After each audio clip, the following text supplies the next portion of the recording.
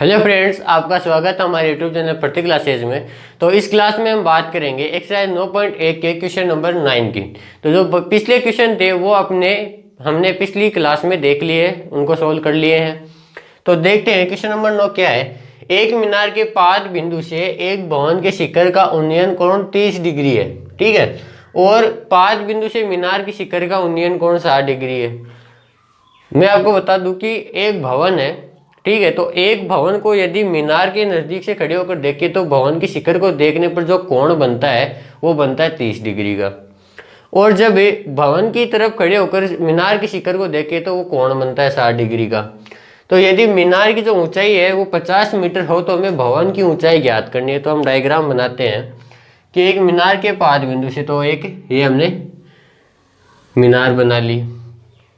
एक भवन के शिखर का उन्नयन कोण, ये मान लीजिए भवन है वो मीनार से छोटा ही होगा।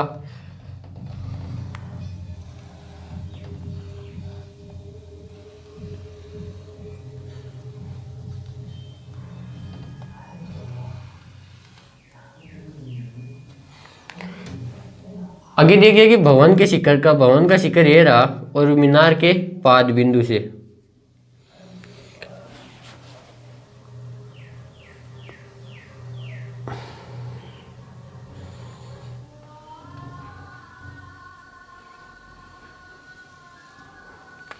तो ये इसका कोण है 30 डिग्री। और जो मीनार के शिखर का जो उन्नयन कोण है वो हमें दिया हुआ है 60 डिग्री।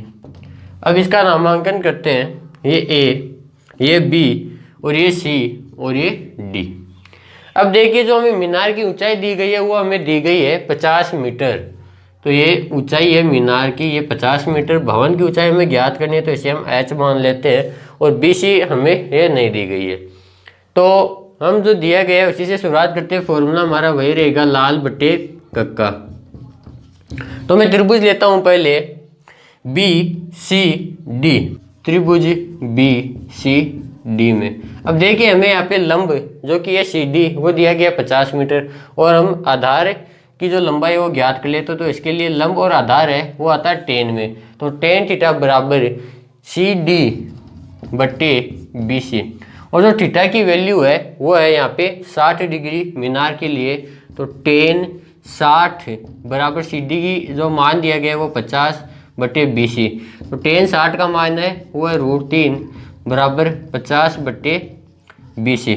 हम इसको वज्र गुणा करते हैं तो वज्र गुणा करने पर √3 बी सी बराबर 50। तो जो बी सी की वैल्यू आएगी वो आएगी 50 बटे √3। तो हमने बी सी की वैल्यू है वो ज्ञात कर ली है।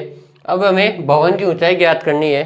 तो मैं इसको साफ कर देता हूँ और बी सी की वैल्यू है वो यहाँ पे साइड में लिख देता हूँ। बी सी बराबर 50 बटे √3 और इसको मैं दे देता हूँ इक्वेशन नंबर 1।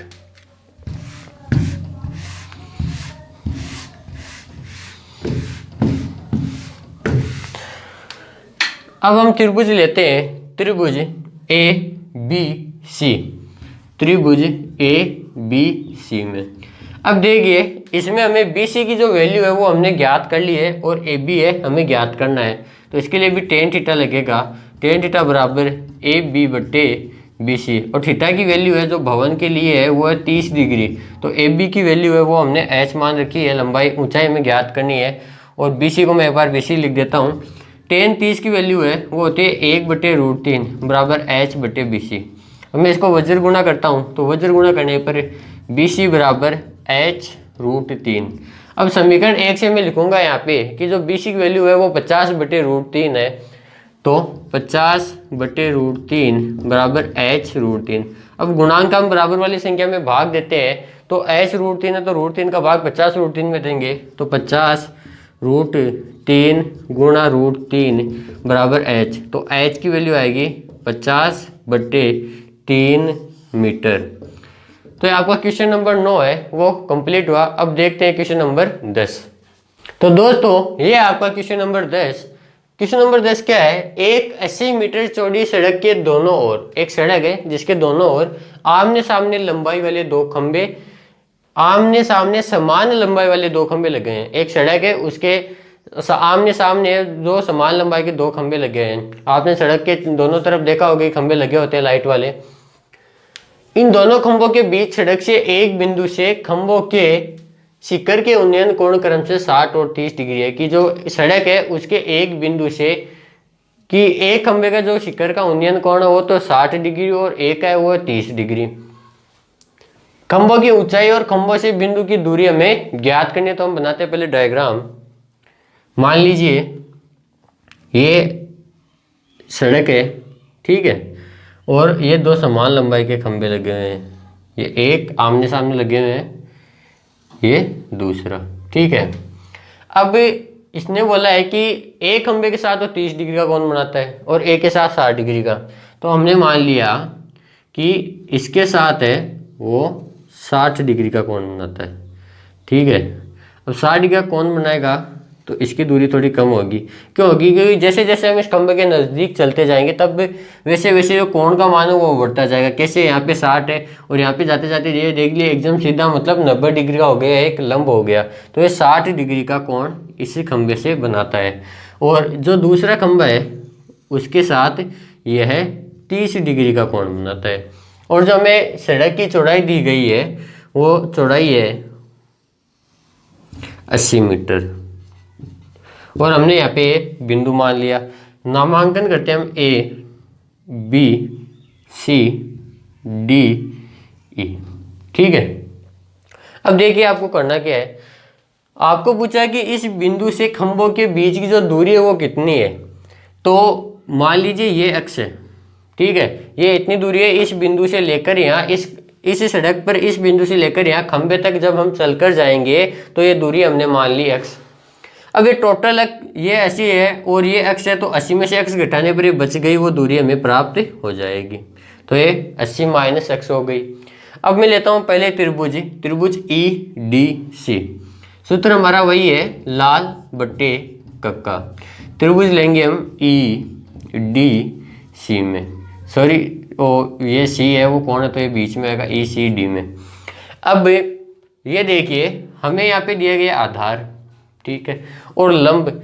हमें खंभों की ऊंचाई ज्ञात करनी है तो ये h, और ये h है तो ये भी h होगा। क्यों? क्योंकि हमें क्वेश्चन में दिया गया है कि दोनों खंभों की जो लंबाई है वो समान है।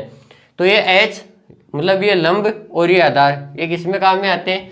ये टेन का फॉर्मूला है।